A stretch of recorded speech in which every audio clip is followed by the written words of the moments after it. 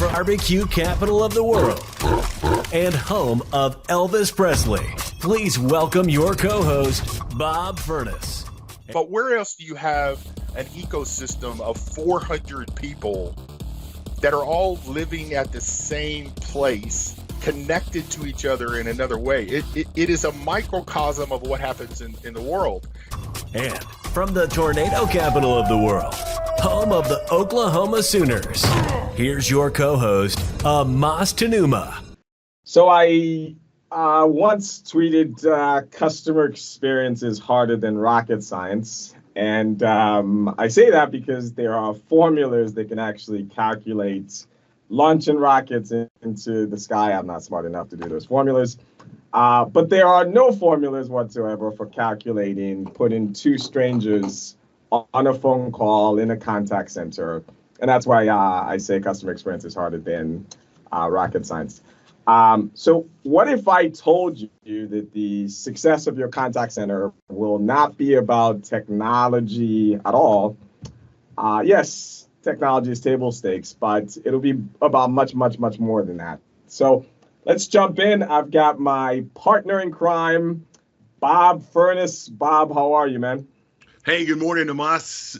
Excited for this call. We've got some extra folks on the line today, so excited to introduce them in a second. But what you just talked about, I think, is really important. The answer to what's going to change, what's going to be the deciding factor in your contact center, to me, is the thing that you and I talk about often. It's people, it's humans. They're going to drive the success. And I had someone this week argue with me that bots and especially after we had a conversation about ChatGPT, that the future of the contact center is without a human. And I just don't agree with that. I believe that we're going to continue to scrape things off. We're going to continue to try to make technology more human-like. But I think that the human is in the contact center to stay. So if that's true, then they are the most important factor in the contact center. So how do we prepare them for success is the thing that we want to talk about today. With us today are two people who I have the highest respect for in their passion to help others succeed in business and in life. And I've got with us Caryn and Glen Stoffel, who are both with an organization called Camp 4, which we'll let them talk about in just a moment. There's a better term for soft skills. In the contact center world, we know that it's important that I show myself to be human. And I've grown up in the contact center space, and we always said we needed product training, we needed process training, and we needed soft skills. But you guys have sort of flipped that on its head and don't call them soft skills. Tell me about that and tell me about why. Thanks, Bob. And thanks for having us on the call today. We're excited to be here with you and sharing these ideas. So, yeah, you mentioned some things that are happening inside the world. Our technology is amping up. We're getting better platforms. Data is becoming more readily available to us. And the unique differentiator in any services organization, and you're talking about customer service itself, is the humans, being human at work, being able to take that data in real time and answer questions. And that sometimes those are your professional development skills. Those are your soft skills. No, that's anything but soft. Those are tough skills. They are things that need frameworks, that need practice, that need habits built around them so that people show up the best possible way in order to help people where they are. So Glenn, how do we make sure those happen in a contact center? Let's expand the aperture a little bit. How do we make sure that happens to the field service person that comes to my house and helps me? How do I make sure that happens at the credit union that I was at the other day and I'm standing across the counter from someone? How do I make sure that that's part of our DNA as a company? Yeah, I think there's a mindset as a starting point. And I'll use an analogy. well, not really. Caryn is the queen of analogies, but I'll do my best. Many people on this call might be sports fans, right? So I would think about your sport, whatever it happens to be that you like to watch. Baseball, football, American football. Just kidding, everybody. Don't come after me. Hockey, right? The best player that you can think of, right? Why on earth would they practice? They've been doing it since they were 5 years old, 4 years old. I mean, they start them young in some sports, right? Why do professional teams practice? Well, I'm only as good as I am yesterday, or as good as I am today. I've got to continue to make my skills better because everyone around me is getting better. Yeah. Yeah. Bob, I would also add, I will add to that. It's, we're not producing product on an assembly line that's getting delivered. That's already happened. Now there is a problem or a question or a demand from the consumer, and they have to reach out, and someone from your organization is personally responsible for helping them at that point. The product has met a certain criteria or didn't meet that criteria. And we deal with this all the time, and we believe that tough skills are for any client-facing individual, whether you're in sales or in service. Okay, so you're talking about a tech coming to my house. Yes, I want at the bare minimum that they should know who I am, what my concerns are, and all that information is data. But then they ring the doorbell, and it's human to human. And I have a barking dog, and maybe they're afraid of dogs. Maybe I haven't had power for 3 days. Whatever the situation is, it's pretty already intense. They're meeting us at an intense moment. And we want to make sure that we have the skills to diffuse that, to meet them where they are, to have empathy for them, and to have the technology or the technical aptitude, but to fix the problems. Okay. I think that it's critical, and it's human to human. There's no script you can provide to them.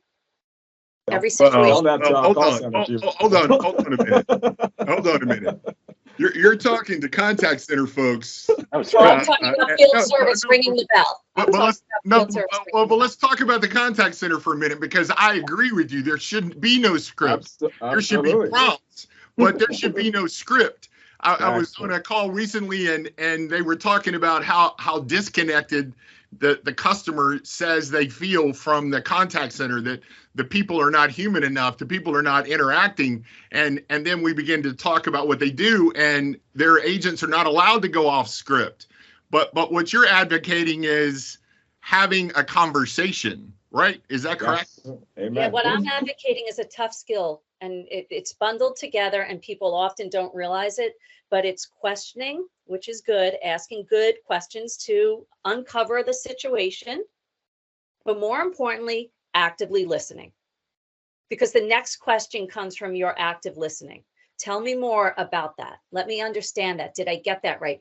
That would diffuse so much already, because the people feel like they're being heard, that they're being understood.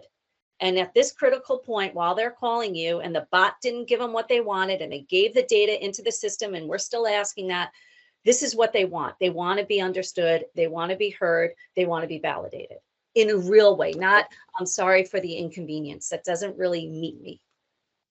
That's a script. This is all music to my ears. To go back a little for Glen and Caryn, since you guys don't live and breathe contact center like Bob and I do.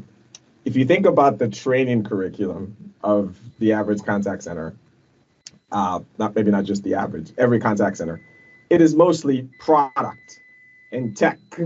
And then, there's 1 day soft skills. Hey, be sure to say your pleases and your thank yous and what have you. There's a reason it was labeled soft skills, right? It's intentional. It's like, you got all this over here. We'll focus on time. And by the way, do this. And part of why I'm so excited to talk to you guys is I think you're advocating for flipping that a little bit, maybe not to 90-10, but like this thing is the harder part. It's not the tech, it's not the product. Technology is getting easier and easier to use, right? We're all in the Salesforce ecosystem, clicks, not code. The hard thing, again, the rocket science, is this human to human piece, and it's the part we spend the least time. So can either of you talk a little bit about one, why you think we got to this place? Why did we make it soft skills and not spend attention to it? Is it because we just didn't know how and we were scared of this thing? Like, how did we get here before we can even go into how we move forward? Let me go back to round out the analogy I started of why the most seasoned athlete that you can think of practices. And Caryn talked about it. It's because they're in the heat of the moment, despite being trained on all the pieces you just spoke about. I know my product, I know our offering. I've learned all those facts. I'm being met not with facts on the other end of that phone. I'm being met with a combination of facts and maybe intense emotion and what the hell happened to me in my day. That's an intense moment. What I need in that moment, in the same way that, again, pick your sports analogy, right? Needs in that intense moment of sport is muscle memory. So what muscle memory have I trained on? How good am I at actually quickly listening, not dismissing, taking on that emotion, but not taking it on top of myself, but acknowledging it, reframing, understanding, right? Asking a good question, clarifying, pivoting towards a productive conversation. Turning that emotion around, that's a tough skill, but that takes muscle memory. And I would argue that takes practice. I would also say you guys probably all learned that the hard way. And you built that over time, right? But there's not a professional sports team out there that only does game days. Well said. So where's the practice? Yeah, there's almost none of it today, and again, it's by the wayside. And I think, and Bob, I'll be curious if you agree with this. I just think about the average contact center. Who the heck is going to train this stuff in the room? We have really smart people who know the product. We have people who can do the deal. But if I just think about my toolbox when I used to run a contact center, training is good at product. They're good at, it's just not a skill that over time we have really focused a lot of attention in. We focused more on the X's and O's. Well, they're not. We brought them on for their information, but who's going to train it? I've got to have somebody in my organization who's passionate about it, or I need to go outside my organization and find somebody who's passionate about it, who lives it and breathes it and talks about it and engages in it. Camp 4 is that place. Again, not a shameless plug for Camp 4, but a shameless plug for Camp 4. I have seen what it does and how it affects the people that take the training. Michael Jordan, to continue on the sports analogy, Michael Jordan says constantly that he would not have been who he was without Pippen beside him. But he also talks about his coach and how if that was not there, he would not have been who he is.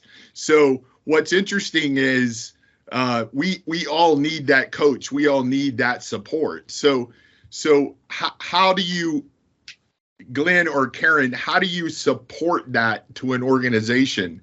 What's the best path for getting people excited about the tough skill, to want to be that person, when sometimes this job is a tough job that needs tough skills, right? Yeah. So let's parse that out a little bit, because there's the coaching. Then the question is, what's the common language? So let's start with common language. If there's some framework that we have that says this is the way you diffuse a situation, right? Okay, we learned the framework. It's step 1, step 2, step 3. Coaching can be really effective if we're both know that that's the framework for how to diffuse a situation. Then we can have a productive conversation about how did it go? What could have gone better? Tweak this over here, and you could have gotten that back on point. So there's sort of an agreed to structure, a common language. That's number one, that then enables that coaching conversation to be more focused. And again, those are fast conversations in between fast calls, right? Like I can imagine these coaching sessions are more than like 8 seconds between you got to pick up the next call. So you have to have a common language sitting underneath there and a common frame in order for that to be effective. What I'd be interested in, from what I understand, is that in this hybrid world, you might be not seeing your coach as much in person as you used to. So I'd be interested to explore that a little bit, because I think the environment's also changed that made that, what I just said, even more challenging potentially. Agreed. And while we're on that topic about the environment, I want to talk a little about technology. I know a good portion of our audience are implementing technology in the contact center, and we'll come back to the front line in a bit. But Caryn, I'll be curious from a technology perspective, where does this fit in? If I'm listening to this and I'm just the guy who does the tech and I implement the thing when they tell me, does this apply to me, or is this really just focused on people who support the end consumer? So Amas, I'm going to take a stab at this first to make sure if I got this right. Like, if I'm the person responsible for the technology, are you saying I'm responsible for implementing it correctly? Correct. Yes, I'm the guy who builds these IVRs. I build the chatbot. I am all of those things for the contact center. The contact center is my customer. Correct. So if I understand, they're my customer. So they're in the same exact situation. Their customer is face to face. So they need the same tough skills. They have to understand, right? So there's a gap. I always believe there's a gap, and this is the purpose and our mission inside of Camp 4 is to fill that gap. That's what we do, with this enablement, this tough skills, this practice, this idea. But there's a gap between knowing technology, okay, and the higher and easier and better. And we're surrounded by technology. So now we have certifications, but there's a gap between being certified and being a consultant. And that gap that we fill is tough skills. So certification says, I know the platform, I've taken a test, that's my credentials and why I'm in the room, but that doesn't mean I can explain it to you. It doesn't mean I'm listening. It doesn't mean I can articulate it for someone else who's not certified. It doesn't mean that I can present or demonstrate the features and functionalities so that you can make the best educated. So they need that set of skills.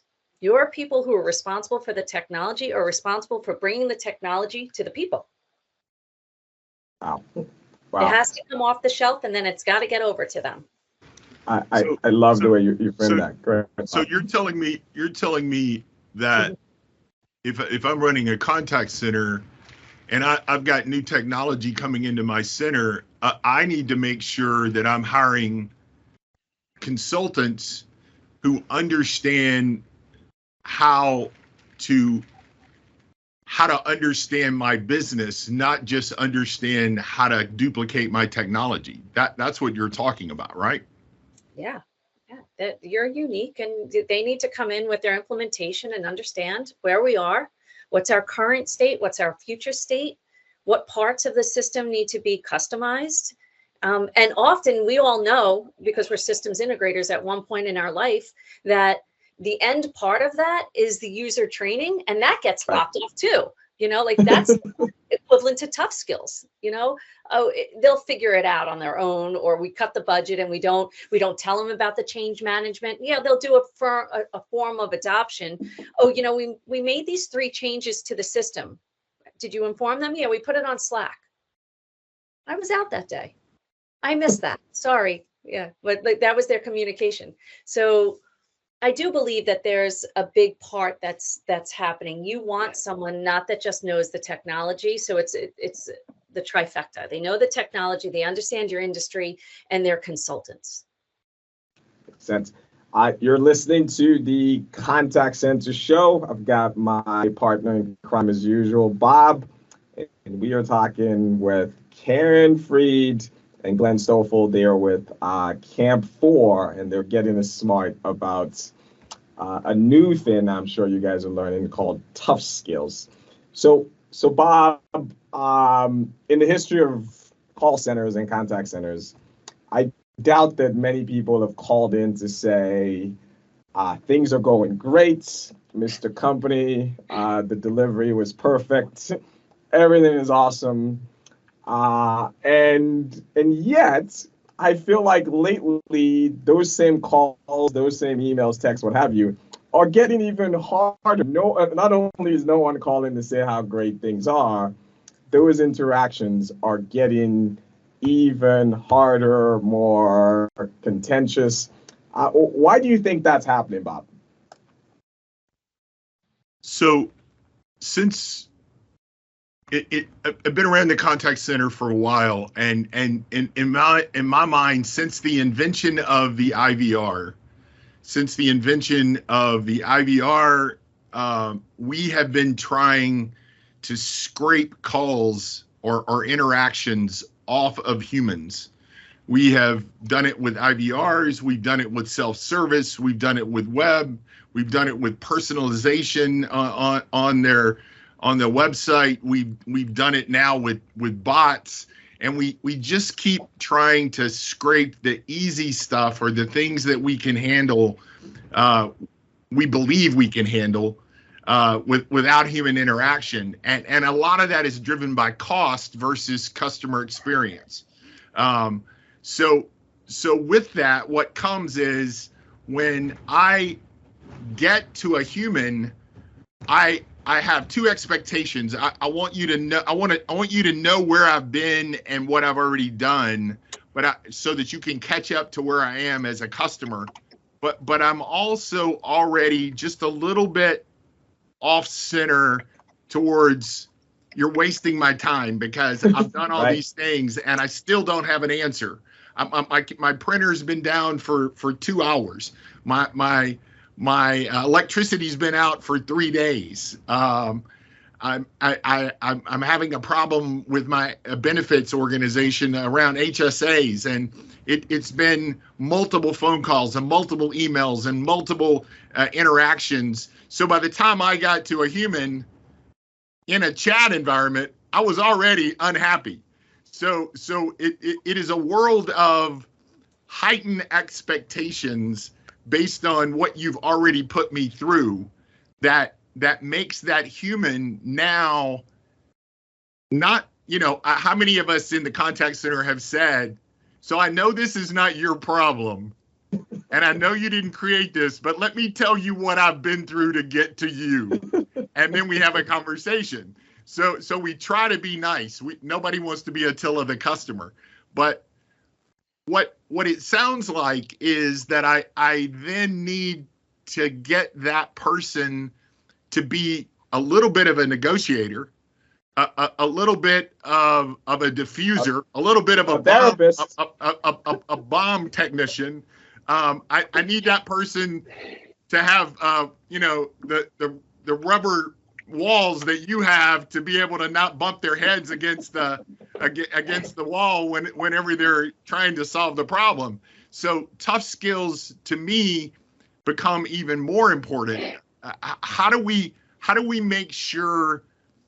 How do I, as the contact center guy or woman, Glen or Caryn, how do I sell that to my boss, to the CFO, to the person who says, you're already spending too much money on training, you're already spending too much money on interactions with your employees?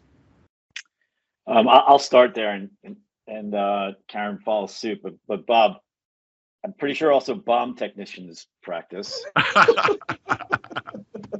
because they know the cost of the explosion.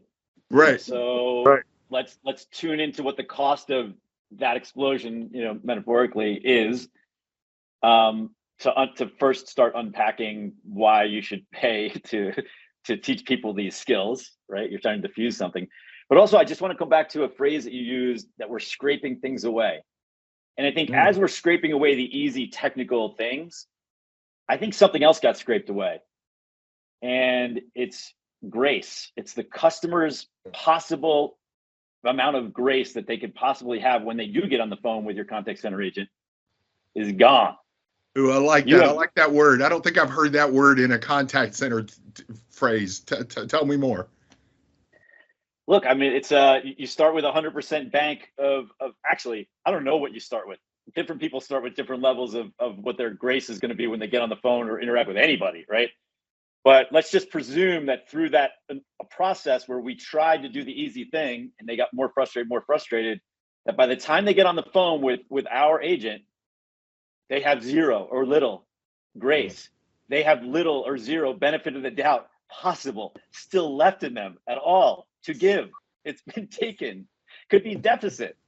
So who are you putting on the phone with that person? It's a bomb. It's literally a bomb, an emotional bomb. You know, so sorry for the segue there, but interesting. But like, let's tie into that because it's somebody's ability to deal with that, right, is going to be the ability to deal with the downstream effect of that bomb going off, whatever that, again, metaphorical bomb going off actually costs us as a business. Maybe it costs us a lost customer, non-renewal. You know, maybe it costs us a lawsuit. You know, maybe who knows what, right? So, so I think we got to get to that. What is the to answer your question? Maybe Caryn, you could jump on there to answer this more pragmatically and less metaphorically.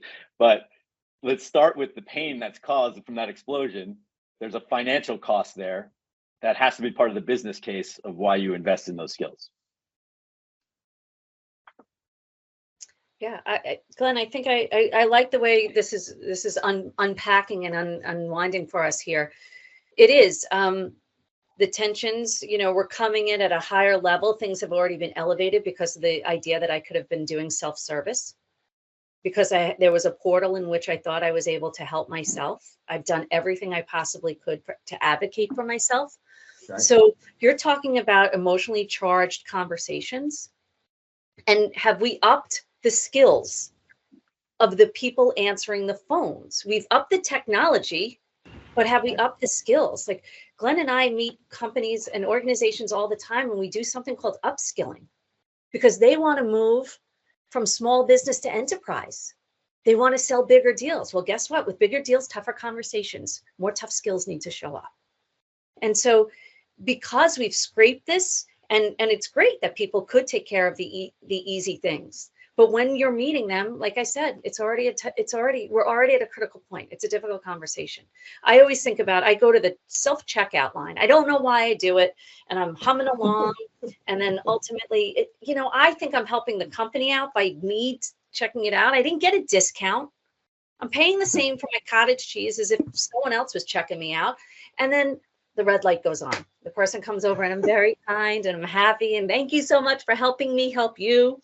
Right? Like that's kind of where they're meeting me.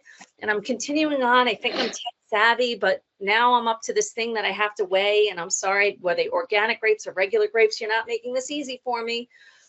They come back the next time. You know what? I'm frustrated. And this person technically knows he's never yet made eye contact with me. He zaps his thing in front of him, like his scanner, and he punches a bunch of stuff and he walks away and my next issue shows up. So yeah, I think as we automate things, the level of automation makes for a level of technology, and automation leaves for tougher skills necessary.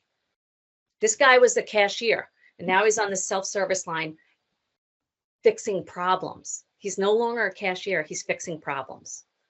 He needs different skills. That is so good. I want to go to hybrid for a second before I get back to this ROI.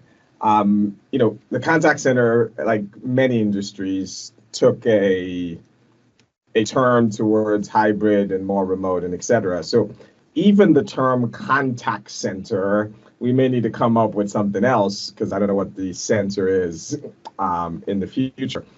But what it means, though, in practice, that I want you to comment on is the interaction between me and if I work in the contact center, and my leadership and all of that is no longer face-to-face.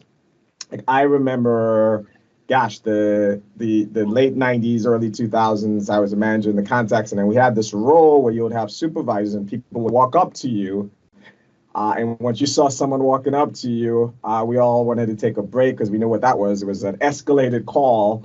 But the person had to look you in the eyes and tell you, and I could see their level of emotional state and all those interactions. And you would walk around the contact center, shake people's hands, touch it. And now today, most of these interactions are digital, right? They're, Slack, Teams, etc. I want to talk about what does tough skills look like when I cannot look you in the eye, when I cannot smile, when we don't have this. And most of this interaction now is via text. Does this all still apply, or is it something different when it's not in person? Yeah. So one of the things, Amas, that's a really like a good, what's actually happening is in order to bring your brand alive and bring yourself there and provide feedback, there's 3 V's that are affected by that. It's what you say. Okay. That's your verbal. That's your mastery, your technology, what you understand. Your vocal, how you say it, and your visual. And right now we've eliminated visual completely. Well, we eliminated, just to push back a little bit for a second, we eliminated vocal in some ways also because we're slacking you, we're typing with you. So I didn't mean, I wasn't mad at you. I was trying to give you an answer in a hurry. That's a different, like if I'm thinking about me trying to coach an agent or like one of the things that we know as leaders, we should emulate what we want our people to do, but they can't see me anymore. They can't be with me anymore. So they're off in another place. They're not in a center. So what changes in that as a supervisor? How do I do those 3 V's when 2 of them are suspect at this point? All 3 could be suspect at any point. Yeah. So you're talking about the idea of actually becoming a high performing team. Right. That's what we're talking about. In the absence of these things, how do we behave? There was an exercise that I did with my team at one point. I need to know what you look like when you're stressed, or what you sound like when you're stressed, and how you behave when you're stressed. For instance, but like you put these teams together, and again, I don't need to simulate it if they're not together, but they work together, they practice together in this environment, whatever environment it is, hybrid, in person, or completely remote. And that's the manager, the supervisor has to have this common understanding of, this is how I provide feedback. This is how it's going to be. I'm going to give you 2 pieces of feedback. One is about the process you followed. Amas, right. You know what? You did steps A, B, and C. You did what you were supposed to do. Okay, that's great. That's quick feedback that I can give you. You followed the process. What's missing is the execution, how you did it. You didn't transfer between steps 2 and steps 3 correctly. You left the customer unsure. The way your tone was inaccurate. So I think having supervisors have frameworks to provide feedback and have general understanding of how we behave is really going to be extremely beneficial. That's a tough skill. So talk about a little. So I'm assuming, Caryn, that when you're doing this training and you're doing it remote, that back to Glen's comment, I believe it was Glen that said we need a framework and consistent words. Maybe it was you. You're giving both the employee, the supervisor, and the team a common framework to start from, to begin to talk consistently about what we should look like, sound like, and be like. Is that correct? Yes. When we upskill an organization, they not only get these frameworks, and it's not onesies and twosies, because if I teach Bob how to do this, but he goes back into an environment where he never gets to practice it, no one understands it, they think Bob's got some superpowers because he's following these frameworks, but it's not broadly known or well understood, then Bob's an individual hero in a sea of ordinary. But when we surge through the entire organization, and now we're feeding off of others, and it's ingrained in our methods or in our process, then we're practicing it and we're preaching it, and then people say, oh, it's in your DNA. That's how it gets into your DNA, is it gets ingrained into the process. You're doing it on a daily, in a ritual. And I think that that's a thing that organizations are missing right now. They'll send 1 or 2 people to go to Cornell and learn these skills, but those people don't come back. They're not the trainers. They're not coming back and teaching everybody else. You upskilled 2 people. I think about that in the context of, if you and I watch a Brene Brown TED Talk, which we all love, if you and I watch it at the same time, or watch it on the same day, the next day when we have conversations, we're in sync about the concepts that Brene was talking about. Mm-hmm. But if I watch it and I try to talk to you the next day about how amazing this concept is that Brene Brown, it may resonate, but it falls flatter than if you and I are on the same wavelength, right? Yes. So what you're talking about is what Glen and I refer to as amplification. Mm-hmm. Okay, it's going to echo back, and we're going to amplify this. If you and I both watch this, if the 4 of us collectively just did this, it surges, it grows exponentially. It has the likelihood of it sticking becomes natural, because I gave a framework, and we're building the skills around that, the bones, the habits, the muscles that sit behind it. And if we collectively do that, it does get ingrained a lot quicker. And one of the things that we offer, because people like, oh, we're going to have this one-time learning event and all 200 or 800 of our reps are going to go through it. And then 4 reps left and 7 got hired. Now those 7 people have no idea what this chant is that we're talking about. So we want to make sure that it's an ongoing thing, that as you hire new people, they get indoctrinated into this idea, into this belief, into how we operate, how we show up. These are the skills that are needed to do your job.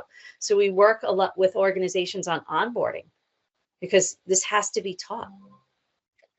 It becomes, I think, even more critical in the hybrid world that you all described, because my individual input is less about the walkabout or what I overheard, and because I'm hearing other people take calls. I have a leader who's walking around sharing some insights, maybe on the fly, because the issue could be very topical that we're trying to address, that all customers are calling in because we're all going through a common thing.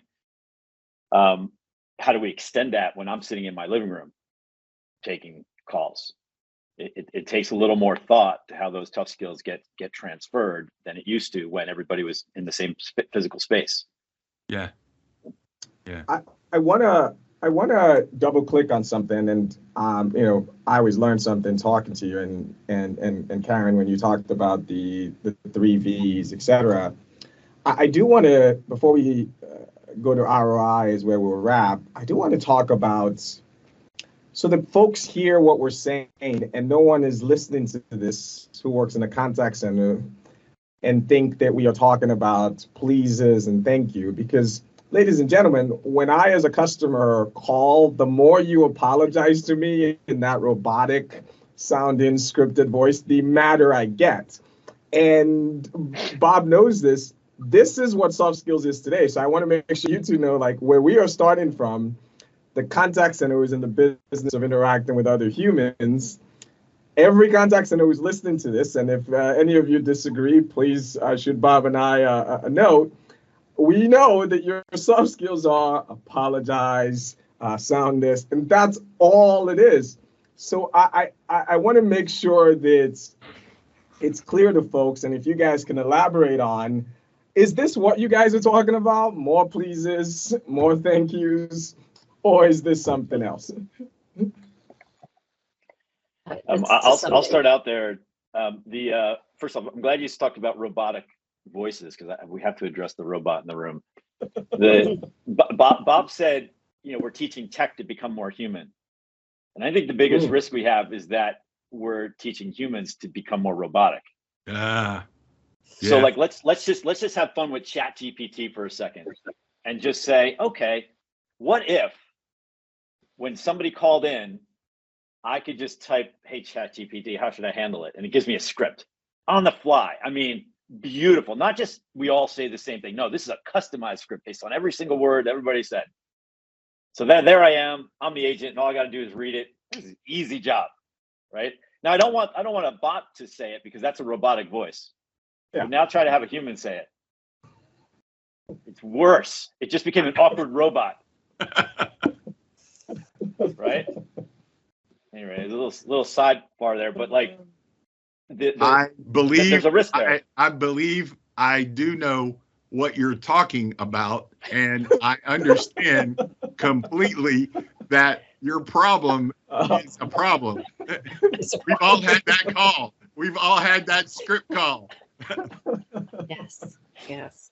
So yeah, let's talk about what elevated from please and thank you. Please and thank you worked when we were unplugging the modem and plugging it back in, but now the portal and the bot can tell them to do that. So by the time they've called us, that's no longer working. So some of the elevated tough skills, we put them into these fancy names and wrappers, but help us understand the intention of why we want to have tougher skills. And one of them is being human at work, to Glen's point. Engaging, understanding emotional intelligence, who you are and how you influence the other person on the phone, which is key to their success. How you can flex your communication style. So it's make sure what I'm saying can land and be understood by the person who I'm talking to. Am I speaking too technical? Am I speaking too direct? And this person really wants to have more an expressive.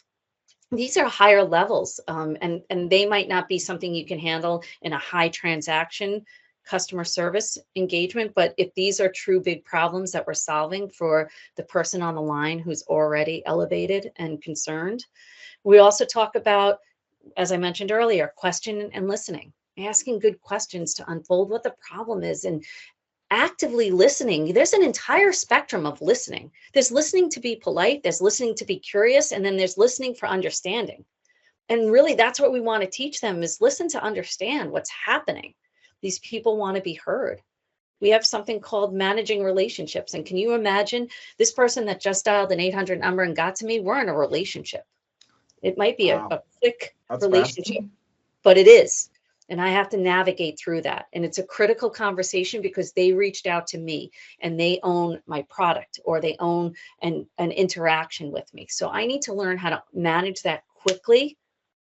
I leverage my communication skills, my questioning and answer. I leverage my emotional intelligence. It's really the master part of this. So managing relationships, people wouldn't think that a call center actually does that. They manage calls, they manage cases, but they're managing a relationship with your customer and creating impact, because people won't care about the fact that you did it or the information that you provided. It's how you made them feel on that call. And that actually is probably the most impactful. I have been on with, I won't drop the name. Actually, I will. I'll promote American Express. I'm never disappointed when I get off the phone with American Express.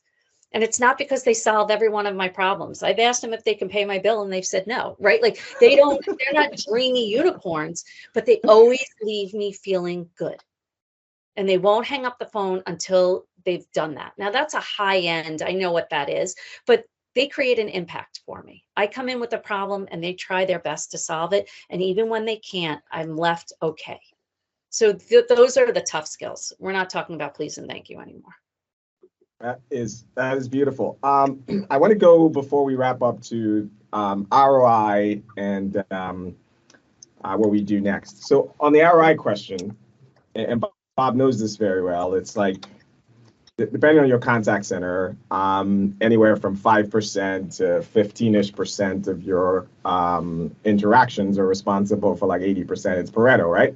It's also true with your agents.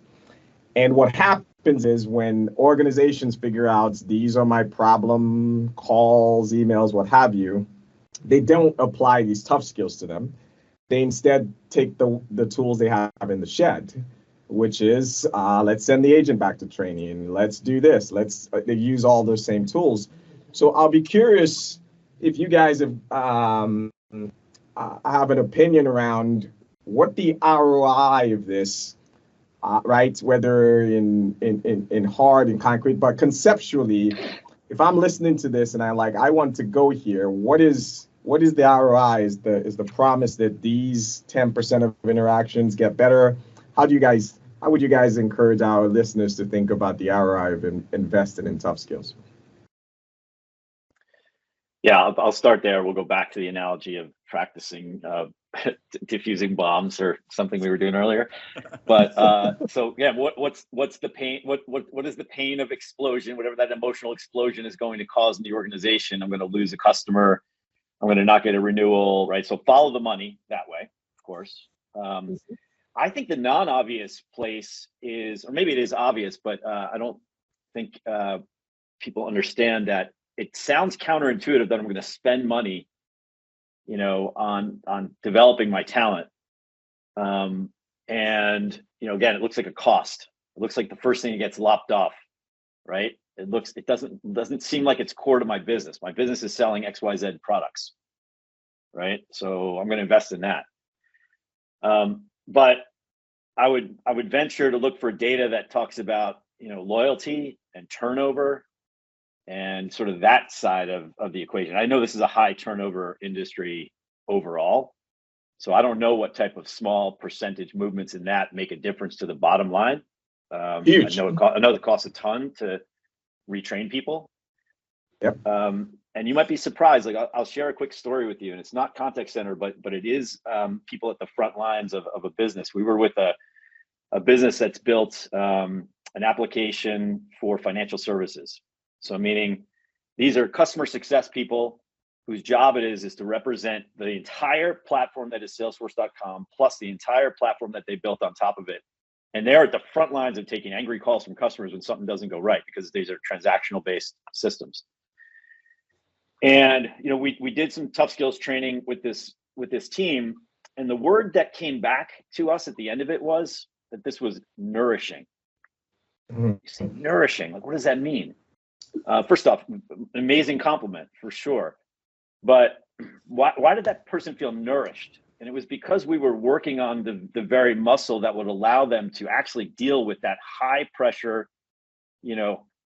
time sensitive, impatient person who has no grace left because the technology that was supposed to support their issue has a problem. Now I'm talking to you, human, in customer success.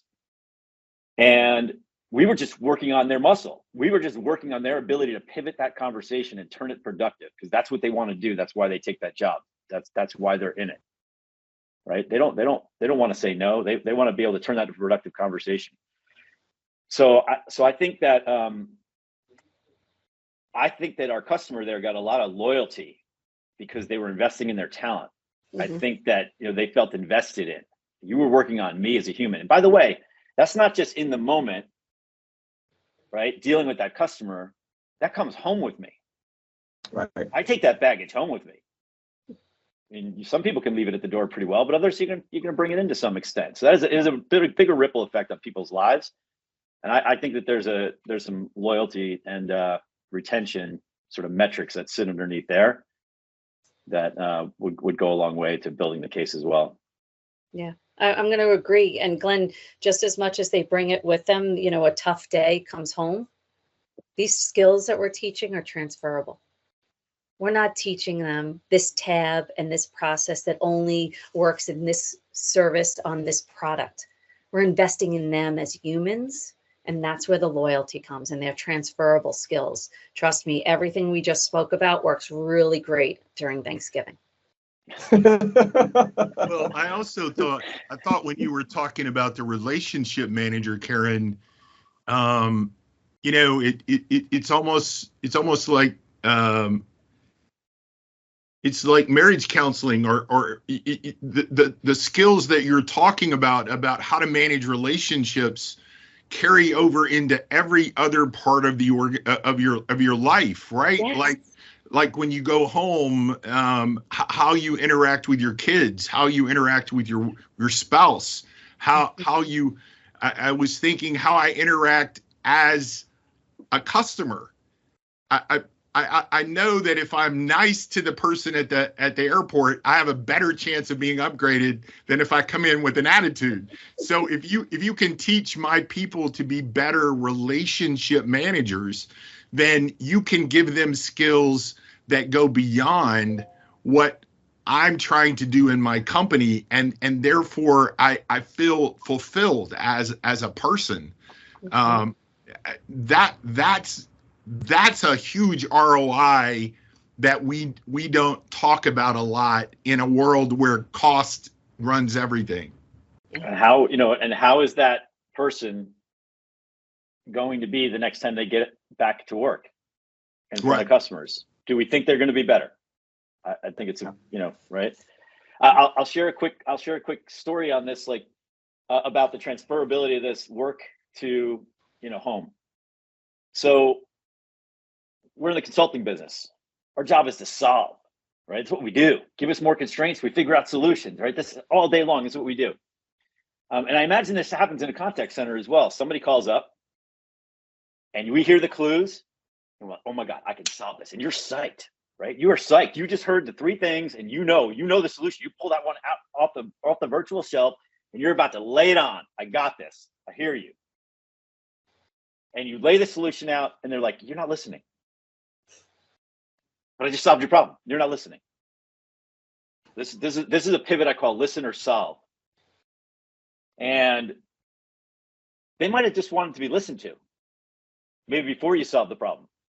Some people might want you to solve the problem, direct, get right to it, right? There's a listen or solve moment.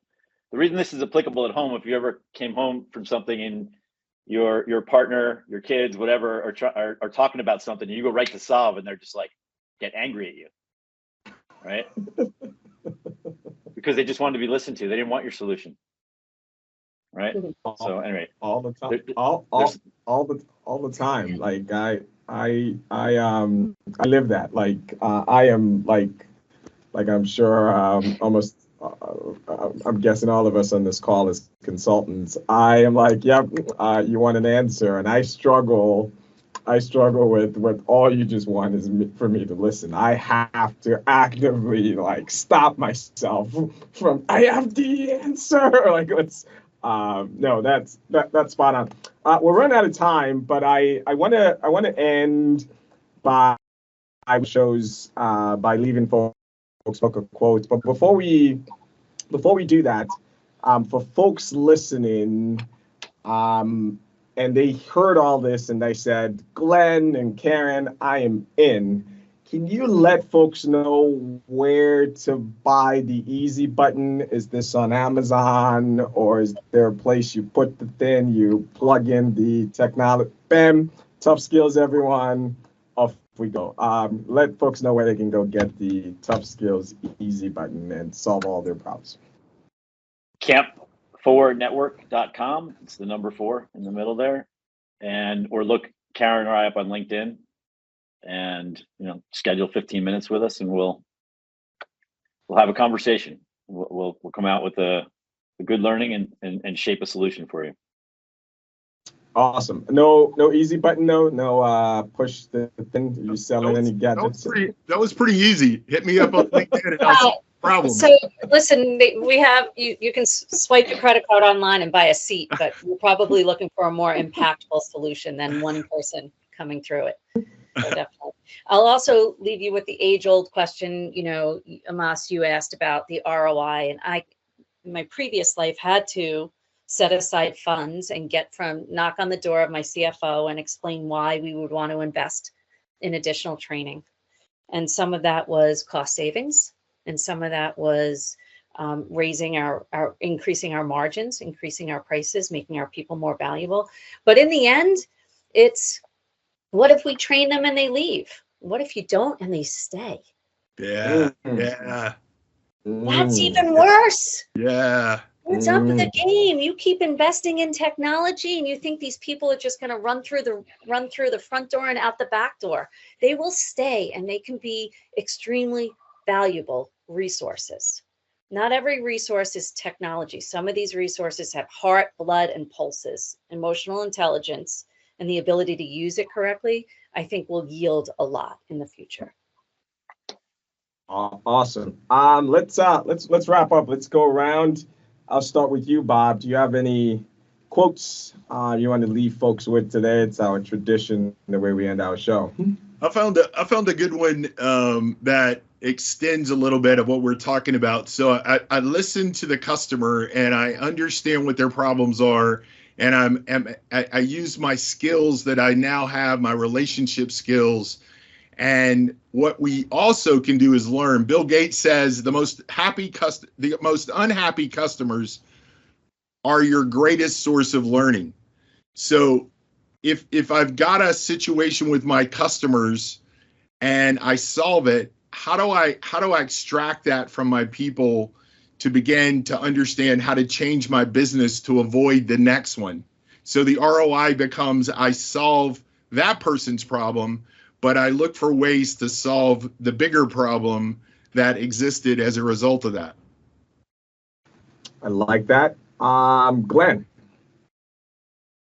any words of, I mean, you've been so quotable already on this show. I can't wait for folks to hear some of the zingers. Any quotes you want to leave us with? I would just say professional teams practice, and let's not let our focus on making robots more human create a bunch of awkward humans. I love that. Caryn. This is on the spot. Let's see. We believe that professionals practice, and we also believe that organization success moves at the speed of their talent, not at their technology. That's good. Organizational success moves at the speed of their talents, not their technology. That's beautiful. And for those of you listening, we're going to post Caryn and Glen's LinkedIn and website information if you guys want to go check them out. We've known both of these individuals and have lots of respect for them. As you guys know, we hardly ever bring on guests. And I've learned a ton today, and I hope you guys have gotten smarter about how to run your contact center. I'm going to give my quote. Whenever there's a human being, there's an opportunity for kindness. That's Seneca. But I think I learned ways to be kinder and picked up some tough skills myself. So this has been awesome. Parting words, Glen and Caryn, before we let you guys go, and really thank you so much for doing this. We are so thrilled. It's a pleasure, guys. We really appreciate the opportunity. Thank you. Yeah, thank you. Thank you for listening and letting us share our ideas and spending time with you. Awesome. Thanks to both of you. We want to thank you for joining us on this episode of the Contact Center Show. If you would like to join the conversation, please visit us at contactcenter.tv. That is contact center, all one word, .tv. Or you can simply subscribe wherever you get your podcast. This has been a Beyond production.